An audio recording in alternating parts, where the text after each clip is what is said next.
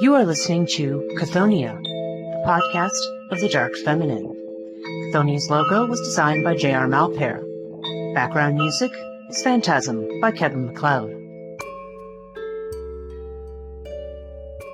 Welcome to Chthonia, the podcast exploring the world of the Dark Feminine. My name's Breach Burke, and I am your host. This is actually a beautiful day on which I'm recording this. This is actually the second episode I'm recording today. The weather outside is sort of like the perfect autumn day. And as you might imagine, somebody like myself who's very interested in the underworld and the chthonic and sort of death and decay and our feelings about that and these sort of more gothic themes, as you might imagine, autumn is actually a preferred season of mine. And so, today it's very inspirational to have a day where, the sky is very, very clear and things are, not too hot out, breezy, beautiful. I'd record this outside, except you will get a lot of noise interference. So here I am in my house recording this for you, hoping that nothing will come up that will disrupt us. Now, today's episode is going to be about Lilith. Okay. Now, Lilith is another very complicated figure, probably the embodiment of just about, I don't want to say all of the themes of the Dark Feminine, but probably most of them. Now, who is she? Well, we know of Lilith from the Hebrew sources. Okay. And when I say Hebrew sources, there's only one mention of Lilith in the Bible, but certainly from the Talmudic sources and some other what they call apocryphal texts. Apocryphal texts are generally texts that are related to what we think of as biblical works, or in Judaism as the Torah. They're works that were not included in the what we think of as the canon. What was chosen for the Bible, for instance, out of all of the writings and works from that same time period. We have these apocryphal works, and again, that are that perhaps are of varying reliability, but at the very least would give us some of the additional folklore surrounding some of the mythological stories of these particular goddesses or daemons or other figures of these time. Now, the word Lilith comes from the Semitic root, which we spell as L-Y-L, and it's the derivative for the Hebrew Lael and the Arabic Lael, both of which mean night. The Talmudic and Yiddish use of Lilith is probably incognate with the Hebrew. Now, there's a lot of different stories about Lilith. As we'll see, I hope this doesn't turn into too long of an episode, but there's a lot of material on Lilith. There's a lot in the original sources to talk about. And basically what we can say about her, that from what we can tell, is she's often associated with the first wife of Adam. In the Bible, in Genesis 1, as we know, Genesis 1 and Genesis 2 actually sort of represent two different creation stories. I've been told there's as many as 5 creation stories in the Old Testament, depending on how you want to look at them. I'm not going to be able to name all 5 right now. I could probably name 3 or 4. But so there's this idea when Yahweh says in Genesis 1, male and female, he created them. There's this idea of sort of an equal creation, and then in the next that second version, sort of your Genesis 2, Genesis 3, you have this idea of where he takes Adam's rib, puts him to sleep, takes his rib, and then makes Eve. So they're actually viewed as 2 separate stories, and so there's often a reference in the Jewish literature to a first Eve. Now, interestingly, Lilith's crime, her main crime, is that she sees herself as equal to Adam. She does not, when they wish to have sex, Adam wishes to be on top of her, and she doesn't understand why. And Adam, of course, more or less indicates that is her proper position beneath him, because he is, as he says, superior to her. And of course, she's not having any of this. So she, as they say, speaks the holy name of God, the ineffable name, and she disappears. And there's a lot of different versions about her and what she is and what she becomes. And of course, she's considered to be arrogant. She is considered to be blasphemous. She's considered to be a mother of demons and a destroyer of children. So it's very interesting how Lilith has picked up this, these attributes, based on the fact that she refuses to be obedient. If you remember, we talk about the Western monotheistic view of femininity. The feminine ideal is, of course, chaste, obedient, and submissive to their male counterpart. And Lilith certainly does not fall into this category. So what kind of stories do we have? Well, there's quite a lot of references to Lilith. I think I will get into the Greco-Roman sources in a little bit. But just looking at a roundup, a compilation of writings on Lilith, there's evidence in later Jewish materials. Little information has survived relating to Sumerian, Akkadian, Assyrian, and Babylonian views of actually what was considered to be a class of demons, the Lilithu, okay, which are, which in some cases actually, it's also been translated as hungry ghosts. There's a concept of hungry ghosts, certainly in the Far East, in Japan in particular. This would be very similar to that. It comes back to the whole idea of the restless dead. I'm actually going to do a whole episode on the restless dead, and particularly in Greco-Roman thinking. And these are very liminal figures. They're neither dead nor living. They're kind of between the underworld and the earth and being alive. So there's sort of a connection here. Now, again, there's scholars who actually dispute, linguistically, whether or not the Lilithu and Lilith are actually the same. There's probably a relationship between the two. Some people believe that these hungry ghosts were sort of subsumed into the Jewish figure of Lilith. Given sort of the variety of attributes that she gains in folklore. Now, where she's mentioned in the Bible is in Isaiah 34:14, very famous passage where it says, "The satyr shall cry to his fellow," and then there is a reference to the Lilith, to the night hag. Now, interestingly, Lilith is translated. It's a singular. It's not Liliot. It's Lilith, so it's a singular. It's not plural, and it's translated as either night creature, night monster, night hag, or screech owl. Okay, those are the interpretations in the Hebrew language text. In the Latin Vulgate version of the Bible, the word that is used instead of Lilith is Lamia. And Lamia is kind of a monstrous creature who is associated with stealing children. And we'll talk a bit about her again in another episode. Actually, I'm going to have an entire episode on the night hag and the succubus and the whole phenomenon of what we think of as sleep paralysis. And the related nightmares that come along with it. Because again, these have to do with sort of these dark, folkloric feminine figures. And Lilith is one of them, okay? There are many amulets and magical objects that are meant to thwart the influence of Lilith, particularly in terms of stealing children or protecting infants from death. Now, it's interesting, just looking at some of the translations here, the Septuagint, which is the Greek version, probably one of the earlier Greek versions of the Bible, both Old and New Testament. It translates the reference to Lilith and the word for jackals or wild beasts, which is sometimes translated as satyrs, within that verse 34:14, as onokentauros, assuming them to referring to the same creatures and omitting wild cats and wild beasts of the deserts. So instead of the wild cats or desert beasts meeting with the jackals, island beasts, the goat or satyr crying to his fellow, and the Lilith or screech owl who rests there, it is the goat or satyr translated as daimonia, or what we think of now as demon. Again, that is not the original meaning of the term daemon. The term daemon has to do with an intermediary spirit between the divine and the human. The immortal gods did not directly communicate with or intervene with humans. They generally sent some kind of an intermediary, and so the daemon would be associated with that. So the goat or satyr is translated as daimonia, and the jackals and island beasts, onocentaurs, meeting with each other and crying one to the other. Okay, so we have this idea of Lilith as something animalistic, or related to something animalistic or wild, having to do with something. And when you think of satyrs and when you think of jackals and these kinds of wild beasts, we're generally thinking of something that's elemental in a very earthy sense. Okay, this has a lot to do with these spirits or the rights of the earth. And the elements, earth in particular.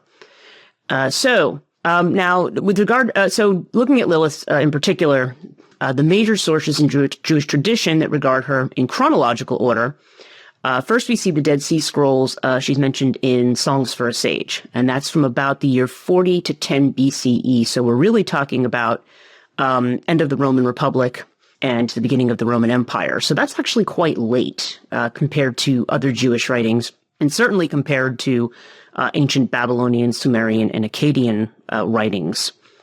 Now, she's mentioned in the Gemara of the Talmud, which was from about the year 500 CE, which is the Common Era, the era we're in now. Around the year 800, she's mentioned in the Alphabet of Ben Sirach, which is another apocryphal work, bit of a controversial one. We'll talk about that. The year 900, she's mentioned in the Midrash Abkir, and then in a couple of Kabbalistic texts from 1260 and 1280, respectively. One is called the Treatise on the Left Emanation, and the other is that, in fact, the Zohar. Okay, we have these mentions of Lilith, and it's interesting what is said about her. So let's start with the Dead Sea Scrolls. Okay, there's one reference to her in the 4Q 510 to 511 fragment 1. And I, the instructor, proclaim his glorious splendor so as to frighten and terrify all the spirits of the destroying angels, spirits of the bastards, demons, Lilith, howlers, and desert dwellers, and those which fall upon men without warning to lead them astray from a spirit of understanding, and to make their heart and their something desolate during the present dominion of wickedness and predetermined time of humiliations for the sons of light referring often to the angelic beings, by the guilt of the ages of those smitten by iniquity, not for eternal destruction, but for an era of humiliation for transgression. This is actually interpreted as sort of a text of exorcism, okay, of certain it's an exorcism hymn is the way that this is interpreted. Now, in another passage, a reference to the seductress, okay, 4Q 184. Also, there's Joseph Baumgarten interprets this as saying, it's safe to say that this is based on a strange woman of Proverbs 2, 5, 7, and 9. And he quotes the piece from Proverbs 5 in particular, her house sinks down to death, and her course leads to the shades. All who go to her cannot return and again find the paths of life. Now, that's an interesting connection there, because this woman of Proverbs is sometimes translated as being a strange woman. Now, when we mean that, sometimes in some versions that's translated as loose, and in others as foreign, okay? And it's worth noting that foreignness is an attribute of what we'll call the other with a capital O. And it becomes an attribute of the demonic. Certain deities, one of their attributes is their lack of familiarity. The god Dionysus, one of his chief attributes or qualities is that his foreignness. He's not considered sort of to be an original Greek deity. And his coming here, it's like he has to prove himself as a god, but he's viewed with suspicion because of his foreignness. It's quite fascinating to think about that. And to think about what that says about our attitude towards the foreign and how we connect that with death, because certainly what is foreign to us, it's unfamiliar. It takes us out of our routine. It threatens what is normal for us. When there's a chance that we might have to change the way we think or change the way we act or change the way we live. And certain changes, if they're substantial enough, are akin to death. That means there's a loss of an old way of doing things and a new way that comes up. And again, this is not a negative. It doesn't have to be a negative, but it's interesting to contemplate that association with the foreign. It's worth thinking about when we think about our attitude, especially today, not only in the United States, but you see it in Britain, you see it in certain other countries where nationalism becomes a very big thing, where people start saying, this is my country. When we talk about making America great again, this idea that we're going to build a wall against Mexicans, or we're going to do, it's rather ridiculous the way that we treat refugee children and so forth. It's agreed that, when you have an influx of refugees that, for certain countries that this can create an issue. But one has to be careful and recognize how much of this goes back to our fear of the foreign, fear of what's different. And some of that comes into our associations with purity and with what's light and what's pure and what's good. And of course, all of these dark-skinned people are, we view them with suspicion. We hold them at arm's length and say, well, no, we're not going to let you in here, as though you are barring yourself from some kind of an evil. It's worth noting how people unconsciously and reactively, not necessarily intentionally, but unconsciously and reactively, and maybe some cases consciously, will associate what is dark, what is foreign, what is other with what is evil. And this is why I continually stress that what is dark and what may not follow our conventional rules and civilized order may not be evil. Okay. You need to, evaluate your sort of knee-jerk associations with those particular ideas. Okay, that's a little bit of a digression. So you have this idea of the foreign woman. It's not entirely sure whether or not this refers to Lilith. There's some doubt that might refer to Lilith.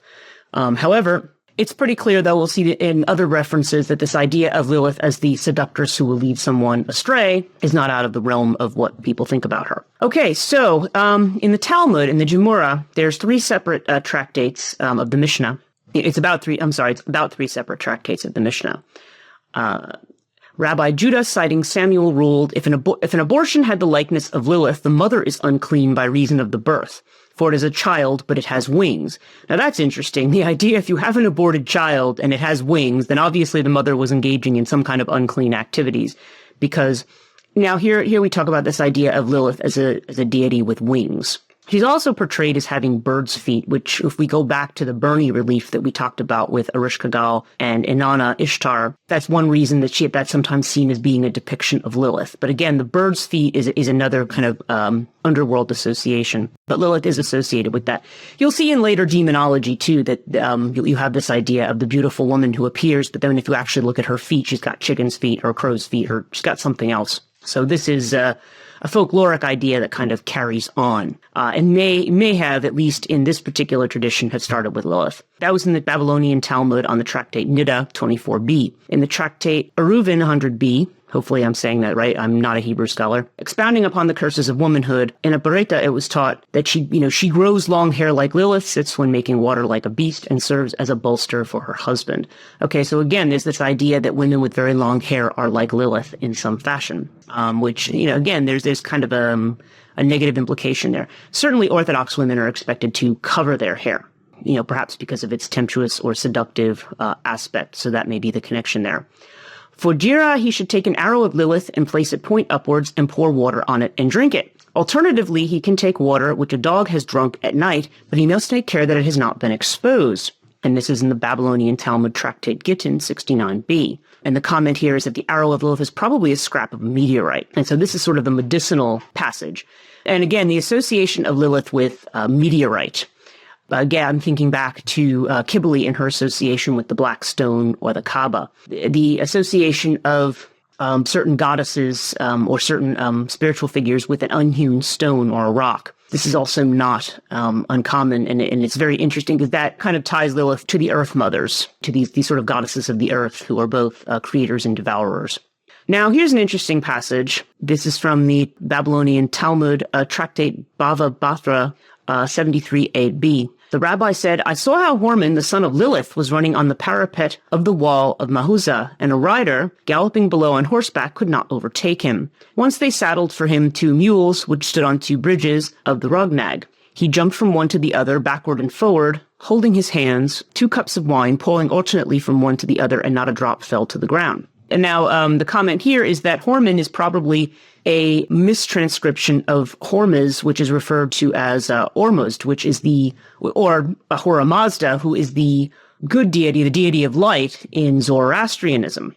And so Ahura Mazda or Ormuzd in this case becomes the son of a demon. And you consider the theory, one of the theories is that Judaism as it evolved into its more monotheistic format, into the idea of Yahweh as a God of salvation and as one who would save from death, aside from any Orphic influence on that idea, because Orphism is certainly one of the places where we start to see, in the mystery culture, where we start to see this idea of salvation from death, or at least from the worst aspects of death. When we start getting into ideas of judgment, it's believed that a lot of this comes from Zoroastrianism, and one theory, at least, is that it's because of the influence of Cyrus the Great, which the book of Ezra refers to him as an anointed one, because when he overtakes the kingdom of Judah, he allows the Jews to keep their religion in their temples and doesn't insist that they swear allegiance to the Babylonian gods. And for this, they call him an anointed one, like a Messiah. And some have speculated that Cyrus was a Zoroastrian and that this is what influenced the Jews towards their later ideas about battles between good and evil and supporting a good God and the punishment for those who didn't and those being saved who did. So it is interesting here to see in a Jewish source the idea that Ormuzd, this good god of Zoroastrianism, being the child of a night demon, what the Jews consider to be a night demon. I'm personally skeptical of the Zoroastrian connection. Everything I've read about Cyrus the Great suggests to me that he was a worshiper of Marduk, the Babylonian deity Marduk. I think Darius, his successor, was a Zoroastrian.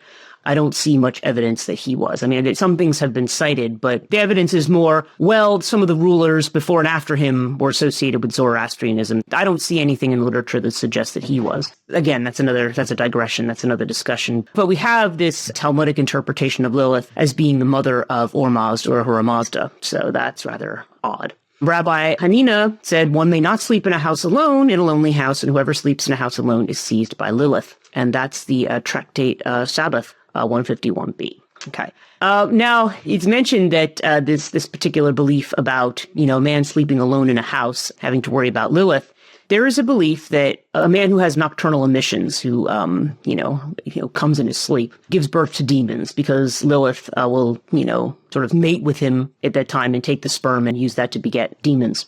That also is related to Lamashtu, the Babylonian deity, who's a vampiric deity, really.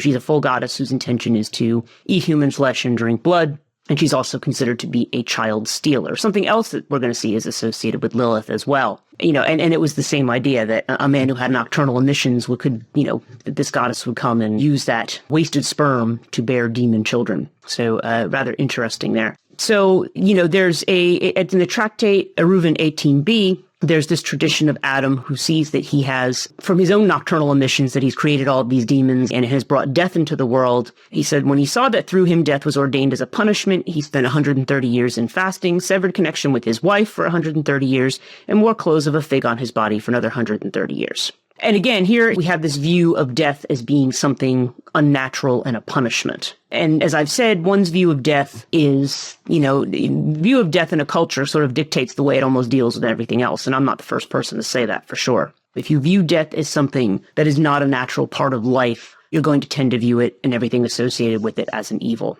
So you see that here. There's the Midrash Rabbah collection contains 2 references to Lilith. The first one is present in Genesis Rabbah 22:7 and 18:4. According to Rabbi God proceeded to create a second Eve for Adam after Lilith had to return to dust. However, to be exact, the said passages do not employ the Hebrew word Lilith itself and instead speak of the first Eve, Hiva ha-Rishona, analogically to the phrase Adam ha-Rishon, that is, the first Adam. Although in the medieval Hebrew literature and folklore, especially that reflected on protective amulets of various kinds, Hiva ha-Rishona was identified with Lilith. One should remain careful in transposing this equation to the late antiquity. Yeah, because the idea of Lilith, we're not really sure whether this first Eve really was referring to her in earlier times. Second mention of Lilith, this time explicit, is in the Numbers Rabbah 1625. The Midrash develops the story of Moses' plea after God expresses anger at the bad report of the spies. Moses responds to a threat by God that he will destroy the Israelite people. Moses pleads before God that God should not be like Lilith, who kills her own children. So we look in the Talmud and the commentaries. That other work is the Alphabet Ben Sirach. Now, this is a bit of a controversial piece because we're not really sure whether this is accepted by later German mystics, Jewish mystics, as being an authentic text. However, some people feel it is meant to be satirical towards Judaism and its beliefs. So, and some Jews are actually quite offended by its contents. So this is between the 8th and 10th centuries.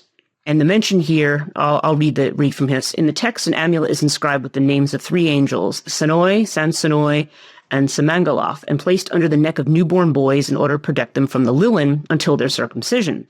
The amulets used against Lilith that were thought to derive from the tradition are, in fact, dated as being much older. So then we talk about the idea of the first Eve. So here's the story as it's told from the Alphabet Ben Sirach. After God created Adam, who was alone, he said, "It is not good for man to be alone." He then created a woman for Adam from the earth, as he had created Adam himself, and called her Lilith. Adam and Lilith immediately began to fight. She said, "I will not lie below." And he said, "I will not lie beneath you, but only on top. For you are fit only to be in the bottom position, while I am to be the superior one." Lilith responded, "We are equal to each other inasmuch as we were both created from the earth." But they would not listen to one another. When Lilith saw this, she pronounced the ineffable name and flew away into the air. Adam stood in prayer before his creator. "Sovereign of the universe," he said, "the woman you gave me has run away." At once the Holy One, blessed be he, sent these 3 angels, Sanoi, Sansanoi, and Samangaloth, to bring her back. Said the Holy One to Adam, "If she agrees to come back, what is made is good. If not, she must permit 100 of her children to die every day." The angels left God and pursued Lilith, whom they overtook in the midst of the sea, the mighty waters wherein the Egyptians were destined to drown. They told her God's word, but she did not wish to return. The angels said, "We shall drown you in the sea." "Leave me," she said. "I was created only to cause sickness to infants. If the infant is male, I have dominion over him for 8 days after his birth, and if female, for 20 days. When the angels heard Lilith's words, they insisted she go back, but she swore them by the name of the living and eternal God.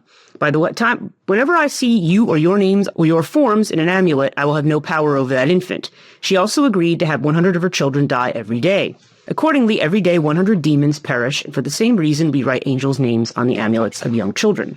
When Lilith sees their names, she remembers her oath and the child recovers. Now again, one of the reasons that this is found offensive is because It's very clear that the Holy One, the Most High of God, of Yahweh, can't control Lilith. And the best that his angelic messengers can do is to negotiate with her. You can't stop her. You would think this is kind of the case of, an all-powerful God who can't control this woman that he's created. So some people find this to be terribly offensive. Now, the idea of Lilith as this first wife of Adam, this is the first place where it's really mentioned, first only became widely known with the 17th century lexicon Talmudicum of German scholar Johannes Buxtorf. In this folk tradition that arose in the early Middle Ages, Lilith, a dominant female demon, became identified with Asmodeus, king of demons, as his queen.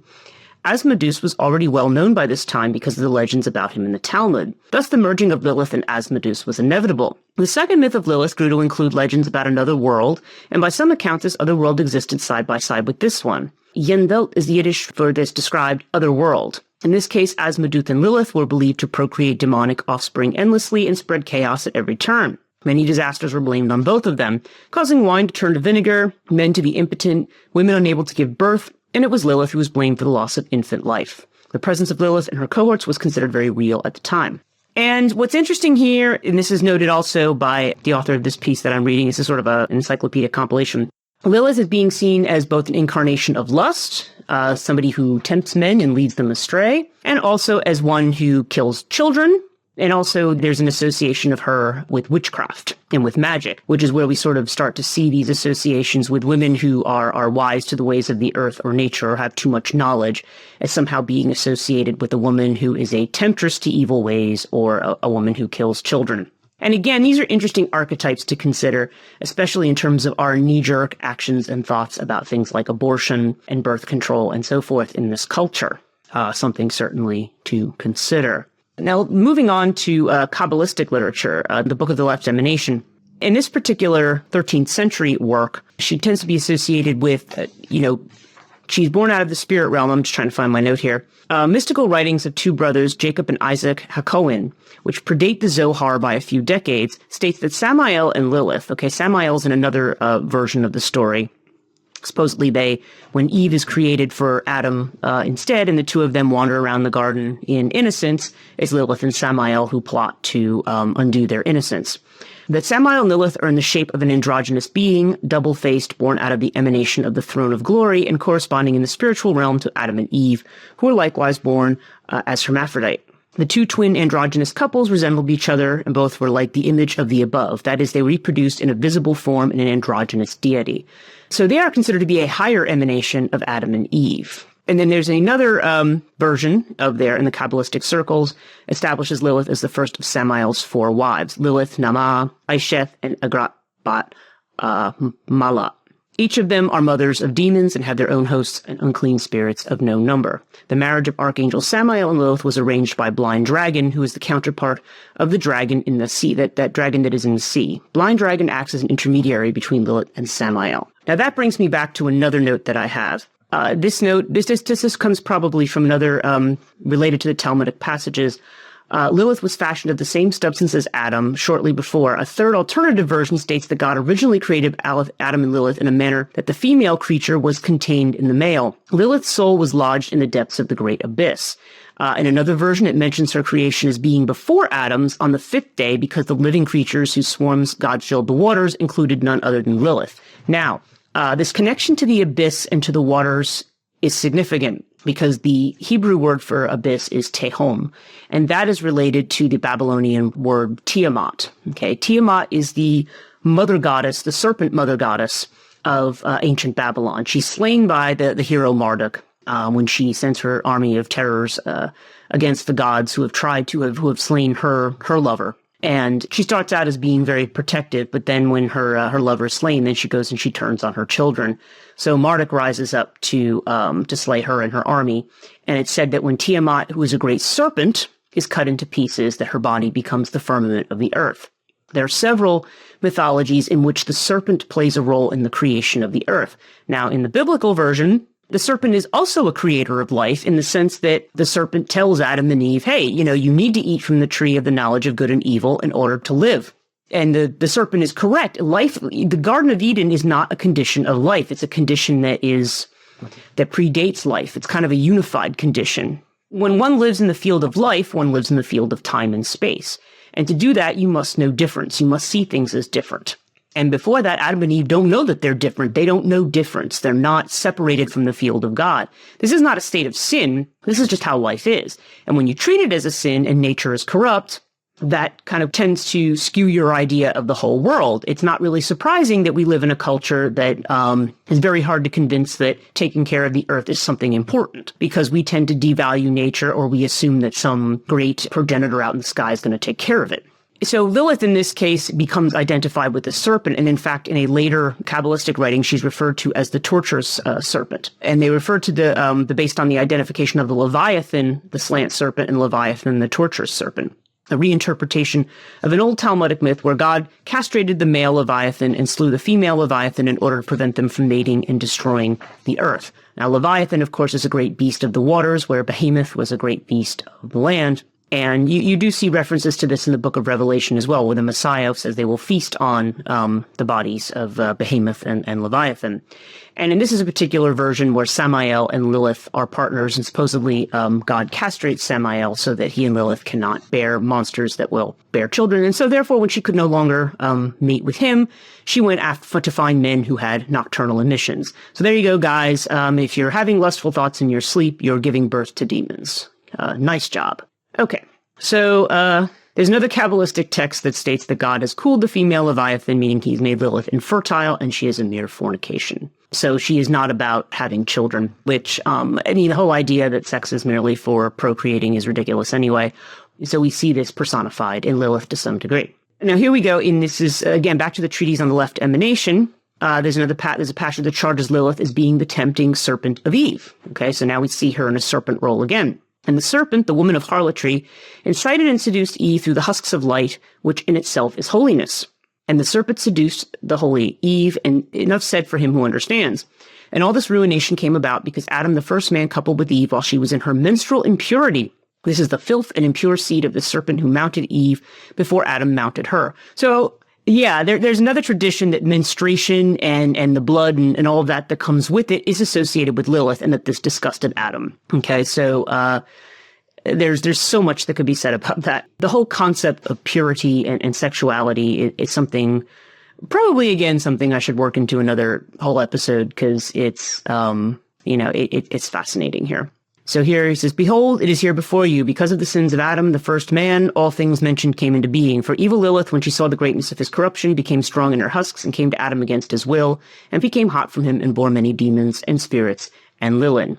Okay, so references in the Zohar, which is another Kabbalistic text. So again, we have a reference to nocturnal emissions. In fact, she supposedly is the one who causes men to have these exciting dreams and to emit themselves. So in the Zohar, Lilith is said to have succeeded in begetting offspring from Adam during their short-lived sexual experience. Lilith leaves Adam in Eden, as she is not a suitable helpmate for him. She returns later to force herself on him. However, before doing so, she attaches herself to Cain and bears him numerous spirits and demons. Cain, of course, being the first murderer.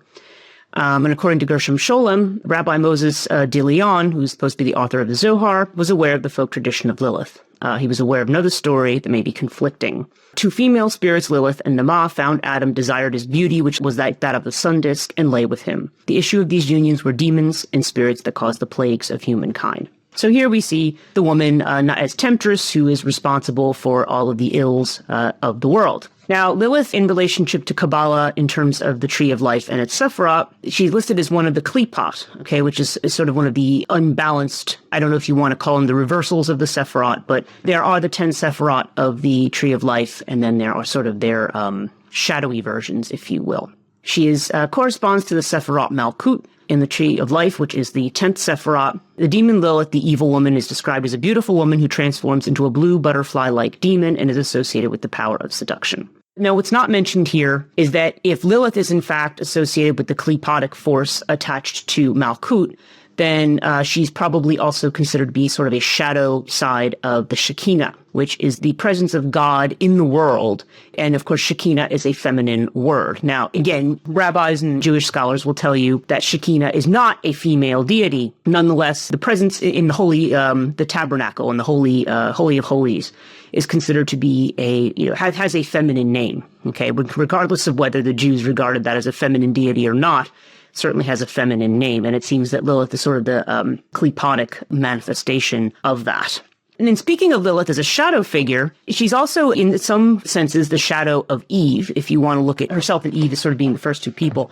I write a little bit about this in my own book, Death and the Maiden, which will be coming out later this year. You can see details about that on Chthonia.net. And I'm just going to read you an excerpt here from my own work. If Eve was weak and defiant, okay, because remember now she's considered to be responsible for bringing sin and corruption and death into the world, she pales in comparison to the later folkloric figure of Lilith. In Jewish folklore, Lilith becomes a symbol of the demonic female who refuses to submit to her husband. Her name is first used in Isaiah 34:14 in connection with night demons and monsters, with Lilith translated as night hag. She also appears in folklore as Adam's first wife.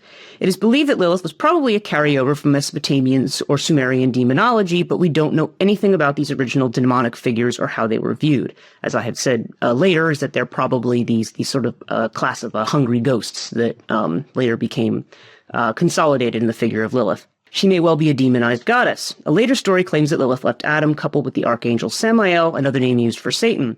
And the Talmud story of Lilith, Samael is driven from heaven, as the devil was in the book of Adam and Eve. Book of Adam and Eve, by the way, is another apocryphal text that I refer to that very specifically pins the blame of the fall of humanity, if you want to call it that, on Eve. And this is one in which, in that point, the devil is driven out. Now, I repeat the Talmudic story, which I'm not going to repeat again since I've already told it to you. In the condensed retelling that I have just given, we observe a number of points of interest. Lilith and Adam are made out of the same substance, dust. Eve is taken out of Adam, so she is viewed as part of him. Lilith is really his equal. It is in the sex act that Lilith wishes to assert her dominance. We see here how sexual dominance for a woman is viewed as something wicked. She recites the forbidden name of God, something that would associate her with magic and witchcraft. Magicians are the ones who learn and speak forbidden names. And she is associated with Samael, the devil who will later cause Adam and Eve's fall from innocence. Now, I go into Jungian theory very much in this piece. So Jung states that Satan is Yahweh's shadow. If so, then Lilith is Eve's shadow. Eve comes across as weak and easily deceived, which is the reason for her disobedience. Lilith is strong and in charge of herself. If the idealized woman is passive and obedient, then this is the persona she must display. And this is the persona she must display. Then Lilith represents the less developed side of the feminine. The one that, by virtue of the fact, by the way, that it's unconscious, means it's stronger in its effects. She is the Eve of the underworld and knows secret things which would associate her with the chthonic. Mircea Eliade speaks of the Chthonian Great Mother, who shows herself preeminently as the goddess of death and the mistress of the dead.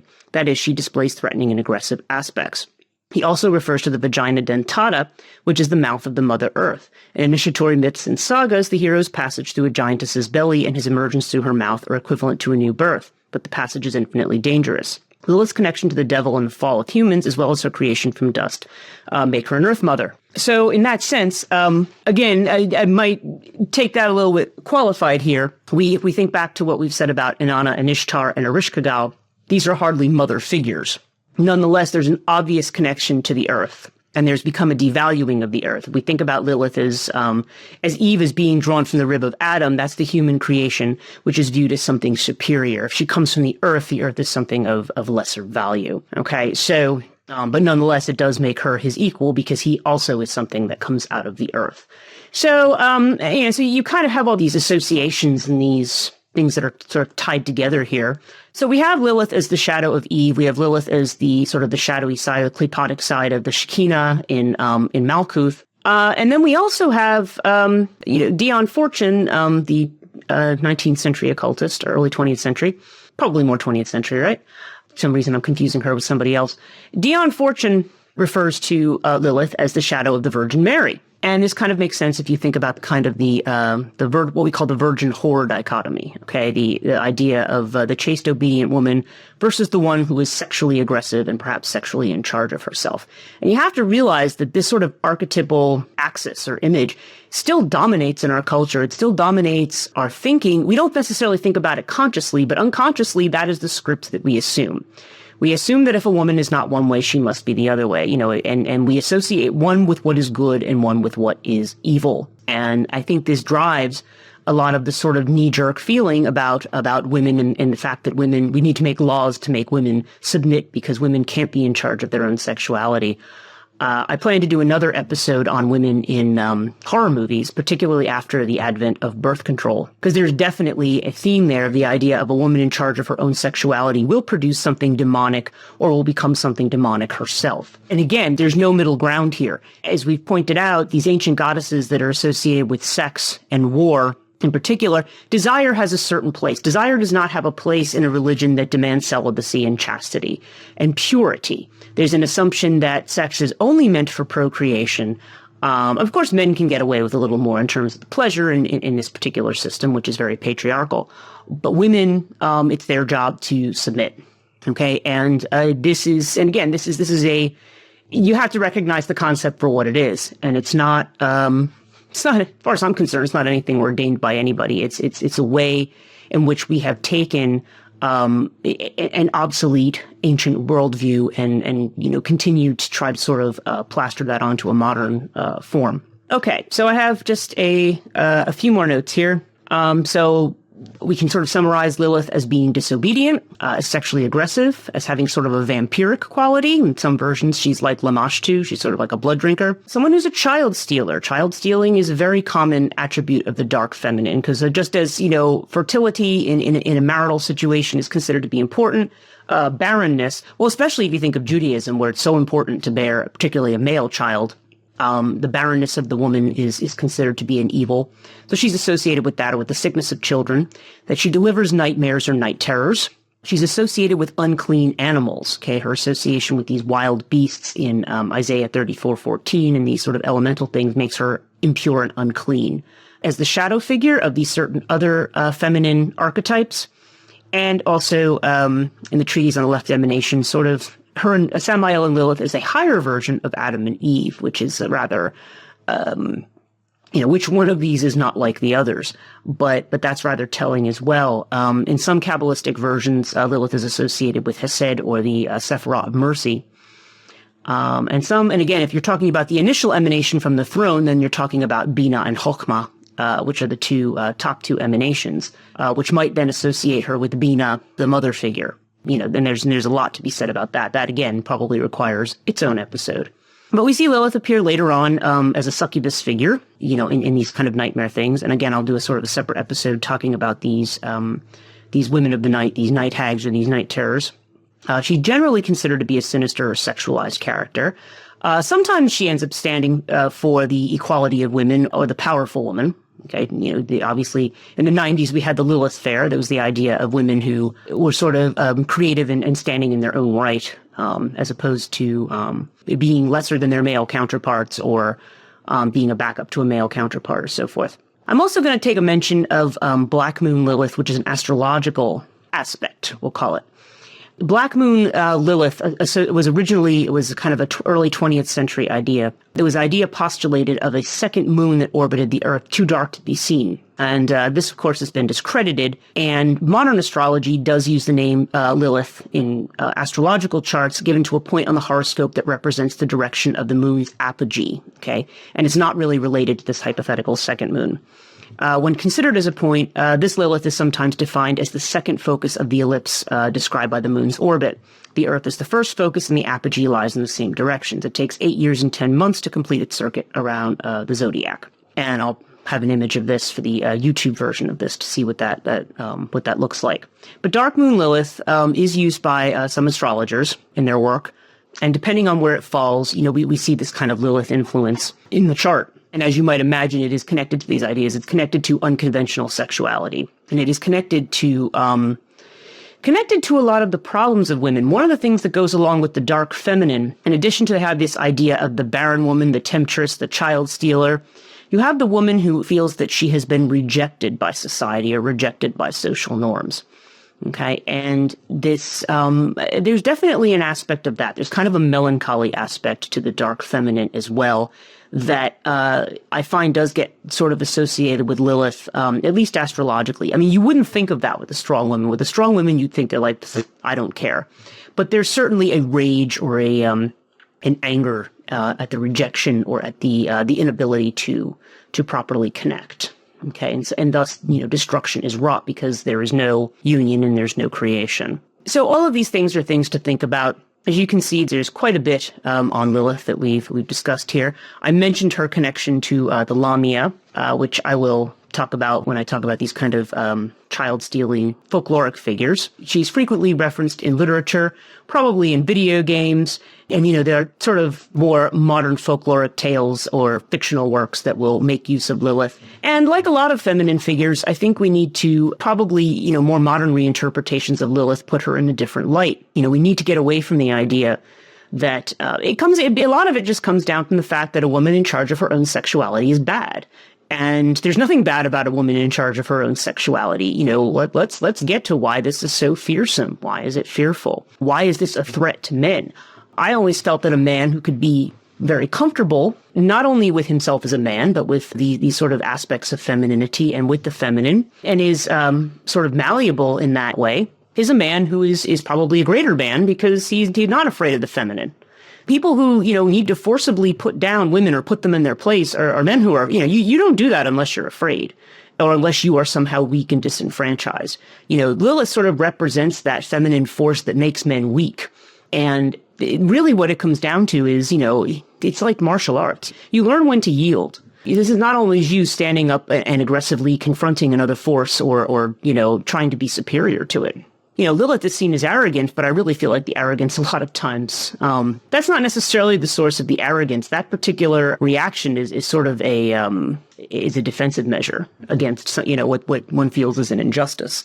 All of these things are things to take away and think about when we think about, Lilith, who is a real embodiment here of what we call a dark feminine figure in many of its attributes, as a temptress, as a whore, as a child stealer, as a destroyer of life, but also as a woman who is strong and who has experienced injustice in some way. Because they don't want to fit in with the normal social role. Look at these repeated patterns. It's really time to let go of these. They're certainly not helping us. They are certainly plunging our world currently throughout the world in a direction that it's going to lead to the destruction of the earth and everything on it, if we're not to yield at some point. I intend to develop that theme of yielding to these sort of feminine forces instead of aggressively or arrogantly acting as though we're superior to them or that they need to be controlled in some way in subsequent episodes. That's going to be it for today. Again, just a reminder, if you're not at Chthonia.net already, please go and visit and look at all of my projects.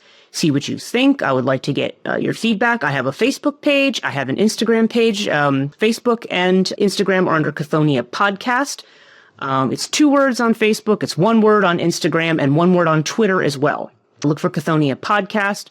Is it 2 words or is it 1? Anyway, look up those 2 words. You'll find me. And then also on YouTube, the channel is known as Chthonia, and I will have video versions of all of these posted there. If you are interested in contributing to my projects and to my work, which I would greatly appreciate, and I give a big thank you to those who are patrons already, please check out patreon.com/Chthonia. Thanks again for listening, and until next time.